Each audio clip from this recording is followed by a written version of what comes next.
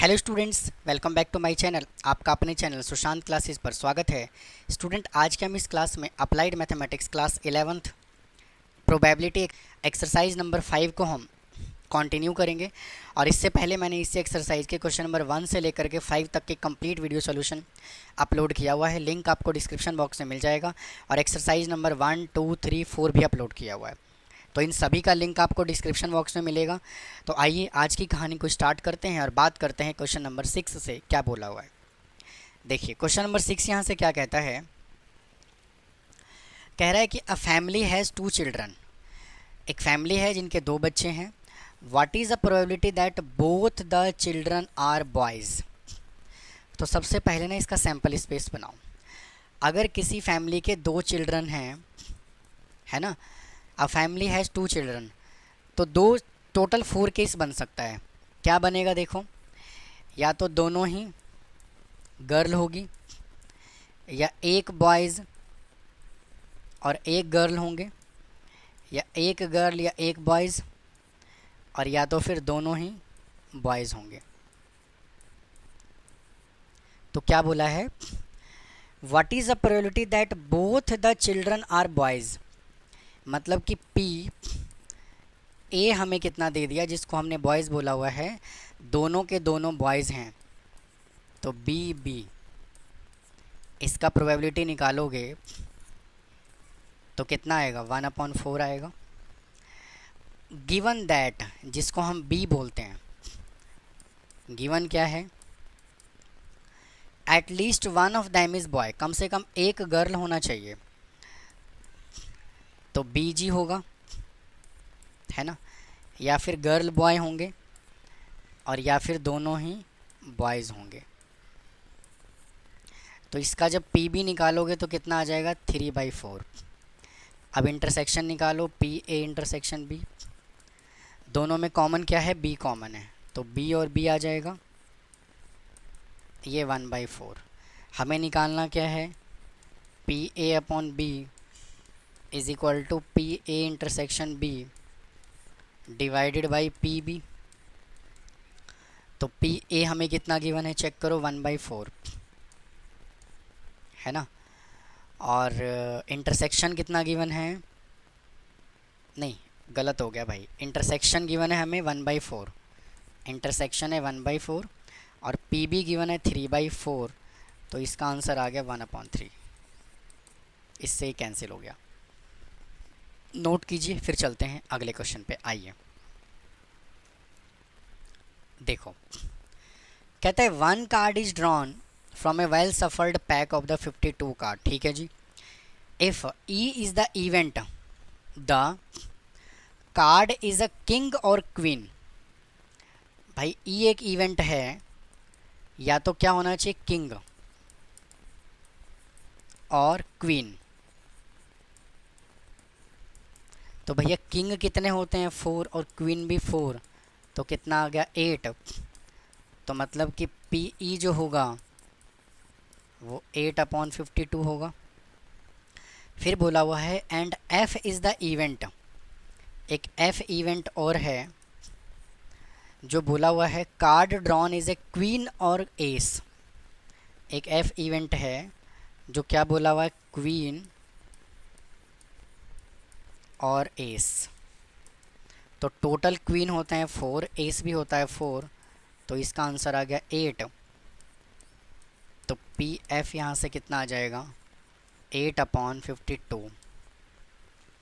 अब दोनों में से इंटरसेक्शन निकालोगे तो देखो, दोनों में इंटरसेक्शन क्या आएगा, ई इंटरसेक्शन एफ। बहुत ध्यान से चेक करो, क्वीन इधर भी है, क्वीन इधर भी है, तो क्वीन इंटरसेक्शन आएगा, तो मतलब 4/52। और निकालना क्या है, प्रोबेबिलिटी कंडीशनल निकालना है, ई अपॉन एफ।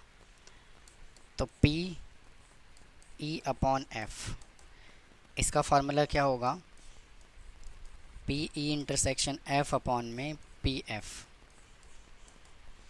इंटरसेक्शन हमने निकाला 4/52, और एफ हमने निकाला 8/52। इससे ये कट हो गया, आंसर आ गया आपका 1/2। नोट कर लीजिए, फिर चलते हैं अगले क्वेश्चन पे। आइए स्टूडेंट, नेक्स्ट क्वेश्चन पे चलते हैं। देखो, वापिस से बोला है I roll 2 dice and get a sum more than 9। तो सबसे पहले सम कितना दिया हुआ है 9। तो स्टूडेंट ये हमें गिवन है, तो जो गिवन है इसको हम क्या बोलते हैं, P B. And what is the probability that the number on the first die is even. और ये हमसे उसने पूछा है, तो इसको हम बोलेंगे पी ए। तो वापस से 36 सैम्पल स्पेस बनाते हैं। देखो, तो देखिए यहाँ से जो है ना, कह रहे what is the probability that number of first die is even. तो सबसे पहली बात तो हमने पी ए जूम करा इसको, तो पी ए यानी कि ए इवेंट क्या होगा, चेक करो भाई। What is the probability that the number on the first die is even. तो पहले डाइस पे इवन होना चाहिए, तो चेक करो 1 2 3 4 5 6 ये हो जाएगा। फिर ये भी लाइन पूरा आएगा और ये भी लाइन जो है वो पूरा आएगा। तो कहने का मतलब क्या है कि मैं यहाँ से पी ए डायरेक्ट लिख दूँ 18/36 भाई, हाँ कि ना। उसके बाद क्या बोला है, पी बी कहता है I roll 2 dice get a number more than 9। तो मोर देन 9 में चेक करो बहुत ध्यान से, मोर देन 9। तो मोर देन 9 कहाँ से आएगा, देखो एक तो ये होगा, ये होगा भाई, ऐसे नहीं, मोर देन 9 की बात कर रहा है। तो एक तो ये होगा, एक ये और आपका मोर देन 9 ये और ये। तो क्या हुआ 1 2 3 4 5 नहीं 1 2 3 4 5 6। तो टोटल जो है वो कितना आया, 6/36 आया। अब पी ए इंटरसेक्शन बी की बात करते हैं। तो देखो हमने मेरे भैया जो कॉमन लिया है, मेरे दोस्त क्या लिया है कॉमन, चेक करो। पी ए के अंदर हमने ये कंप्लीट लाइन लिया, उसके बाद ये पूरा लिया, उसके बाद ये पूरा लिया। तो चेक करो ये फर्स्ट सेकेंड और ये थर्ड, यानी कि इन तीनों लाइन में जो मैंने ब्लू पेन से अंडरलाइन किया है, इसमें कॉमन कौन से वाला पोर्शन है, ग्रीन ब्लू, चेक करो ये है। और कॉमन पोर्शन क्या है, ये है। कॉमन पोर्शन कौन सा, ये वाला। और कॉमन पोर्शन कौन सा, ये वाला। भाई यही तो कॉमन है ना, देखो ब्लू भी है ग्रीन भी है, ये ब्लू ग्रीन, ये ब्लू ग्रीन, ये ब्लू ग्रीन और एक ये है ना। तो कॉमन यहाँ से 1 2 3 4। तो मैं डायरेक्ट यहाँ से लिख रहा हूँ 4/36। तो इसका पी ए अपॉन बी कितना आ जाएगा, P A intersection B upon P B is equal to, P A intersection B हमने कितना निकाला 4/36 और पी बी हमने कितना निकाला 6/36। इससे कैंसिल हो जाएगा तो आंसर कितना आ जाएगा 2/3। ये कैंसिल हो जाएगा 2 पे, ये कैंसिल हो जाएगा 3 पे। तो आप इसको नोट कर लीजिए, फिर चलते हैं अगले क्वेश्चन पे। आइए स्टूडेंट, नेक्स्ट क्वेश्चन पे चलते हैं। देखो क्वेश्चन नंबर 9 हमसे क्या बोला हुआ है, कह रहा है क्या कि in a certain school 20% of student fail in English. 20% student जो है वो इंग्लिश में फ़ेल हो जाते हैं। तो पी इंग्लिश में फ़ेल हो जाते हैं 20%, है ना। तो यहाँ से पास कितने होते हैं, 20% अगर फेल होंगे तो 80% पास होंगे, तो 80/100। फिर चलते हैं आगे, 15% of students fail in mathematics. तो 15% जो स्टूडेंट हैं वो फेल होते हैं मैथमेटिक्स में। तो 15/100 है ना। तो स्टूडेंट 20% है, तो इसको भी ना 20/100 ही लिख लेते हैं। तो 15% अगर फेल होते हैं तो पास कितने होते हैं, 85/100। ये मैं इसलिए निकाल रहा हूँ, हमें ज़रूरत पड़ेगी इसकी। उसके बाद क्या बोला हुआ है, mathematics and 10% of the student fail in both English and mathematics. और स्टूडेंट जो 10% स्टूडेंट हैं, भाई हट जा, 10% जो स्टूडेंट हैं वो इंग्लिश और मैथ दोनों में क्या हो जाते हैं, वो फेल हो जाते हैं। तो 10/100। तो यहाँ से स्टूडेंट पास कितने होंगे चेक करो। अब देखो इसका फार्मूला क्या होता है, अगर मैं इसके फार्मूले की बात करूँ तो बहुत ध्यान से देखिएगा। पी ई नोट और एम नोट, इसका फार्मूला क्या होता है, पी ई यूनियन एम का नोट, ये दोनों आपस में क्या होता है, इक्वल होता है ना। अच्छा, तो ये स्टूडेंट कितना दिया हुआ है, ये भैया दिया हुआ है 10%। तो अगर मैं यहाँ से पी ई यूनियन एम निकालूंगा, क्योंकि P E union M plus P E union M का नोट इज इक्वल टू 1 होता है ना। तो हमें पी ई यूनियन एम निकालना है और ये हमें कितना गिवन है, 10%, है ना। और यहाँ पे परसेंटेज की बात चल रही है तो यहाँ भी 100 ले लो, 100%, है ना। तो इसको, और ये कितना आ जाएगा, यहाँ भी 100%। तो जब ई यूनियन एम निकालोगे तो 90% आएगा कि नहीं आएगा। तो क्या मैं यहाँ पे, तो क्या मैं इन सब वैल्यू को हटा करके मैं यहाँ पे डायरेक्ट ऐसे लिखूँ, P E union M is equal to 90/100। भाई कॉन्सेप्ट समझ में आ गया होगा। अब देखो अब क्या बोला हुआ है, English and mathematics. A student is selected at random, student को सेलेक्ट किया गया, ठीक है जी। If he pass in English, अगर वो इंग्लिश में पास हो जाता है तो what is the probability that he also passed in mathematics. तो सबसे पहले हमें इससे इंटरसेक्शन को निकालना पड़ेगा। तो इंटरसेक्शन कैसे निकालोगे, P E union M is equal to formula क्या होता है, P E plus P M minus P E intersection M. तो ये हमें कितना गिवन है, 90/100, 80/100 plus 85/100 minus P E intersection M. तो इन सबको जब सॉल्व करोगे तो कितना जाएगा यहाँ से 65, और 65 जब इधर से आकर के जब माइनस होगा तो ऐसे कर लेते हैं, या फिर 90/100 minus 165, 165/100 is equal to minus P E intersection M. तो इसको माइनस करोगे तो कितना आएगा, 75/100 is equal to P E intersection M आएगा, ठीक है जी। अब उसने आगे क्या बोला हुआ है, देखो भाई आगे बोला हुआ है उसने, कह रहा है कि what is the probability that the also passed in mathematics if he passed in English.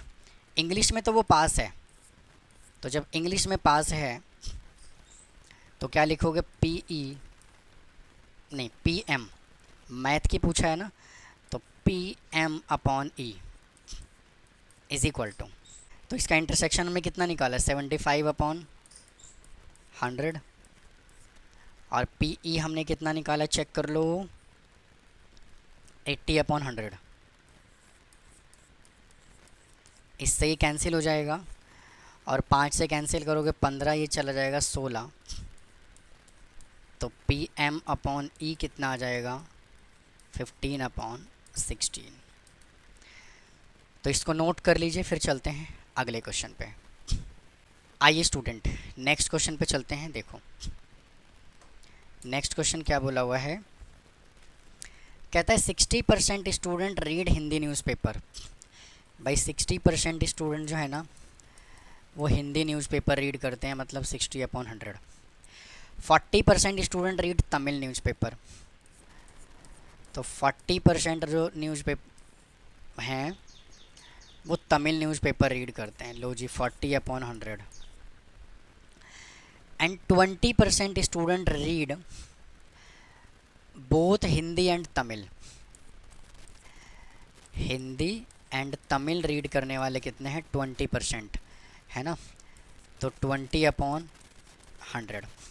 तो क्या बोला हुआ है, Tamil newspaper given that he has already read Hindi newspaper, already वो हिंदी न्यूज़पेपर को रीड करता है, तो इसका मतलब यहाँ से क्या हो जाएगा, पी टी अपॉन एच। तो इसका टी कितना है 40, नहीं इंटरसेक्शन कितना है इसका 20 अपॉन, और एच कितना है यहाँ पे 60, तो 20 अपॉन 100 और 60 अपॉन 100, इसको सॉल्व कर लोगे तो कितना आ जाएगा, ये 1 और ये 3, तो इसका आंसर आ गया 1/3। नेक्स्ट पार्ट में क्या बोला हुआ, ये फर्स्ट पार्ट था। सेकंड पार्ट में बोला हुआ है कि Hindi newspaper is given that, अब उसने हिंदी न्यूज़पेपर को क्या कर दिया, गिवन दैट दे दिया, and he has already Tamil newspaper, तो गिवन क्या है इसके अंदर, हिंदी न्यूज़पेपर, तो यहाँ से क्या है पी एच अपॉन टी, इसका फार्मूला क्या होगा, P H intersection T upon P T, है ना। तो देखो इंटरसेक्शन हमें कितना गिवन है 20/100, और तमिल न्यूज़पेपर कितना है 40/100, 40/100, इसको कैंसिल करोगे तो कितना आंसर आएगा 1/2। अब थर्ड में क्या बोला हुआ है कि neither Hindi nor Tamil newspaper, ना तो हिंदी पढ़ता है ना तमिल पढ़ता है, तो सबसे पहले क्या करो, यहाँ से यूनियन निकाल लो, पी हिंदी यूनियन टी, तो यहाँ से आ जाएगा P H plus P T minus P H intersection T, तो पी एच यहाँ से कितना गिवन है 60/100, 60/100, और तमिल कितना है 40/100, और इंटरसेक्शन कितना गिवन है 20/100, तो यहाँ से आ जाएगा 80/100। अब क्या बोला है, दोनों ही न्यूज़पेपर नहीं पढ़ता, तो दोनों नहीं पढ़ता का मतलब क्या है, पी एच यूनियन टी का कॉम्प्लीमेंट निकाल सकते हैं हम यहाँ से, तो 1 में से पी एच यूनियन टी को माइनस करोगे तो 1 माइनस 80/100 करोगे तो 20/100 आएगा, ठीक है जी। 20/100 को भी सॉल्व कर लीजिए क्योंकि आंसर में सॉल्व करके दिया हुआ है, तो यह आ जाएगा 1/5। तो स्टूडेंट इसी क्वेश्चन के साथ ये एक्सरसाइज कंप्लीट हो गया, तो उम्मीद है आपको एक्सरसाइज समझ में आया होगा। अगर कोई डाउट है तो कमेंट बॉक्स में कमेंट कीजिए, चैनल को सब्सक्राइब कीजिए, वीडियो को लाइक कीजिए। मिलता हूँ फिर अगली एक्सरसाइज के साथ। थैंक यू, धन्यवाद।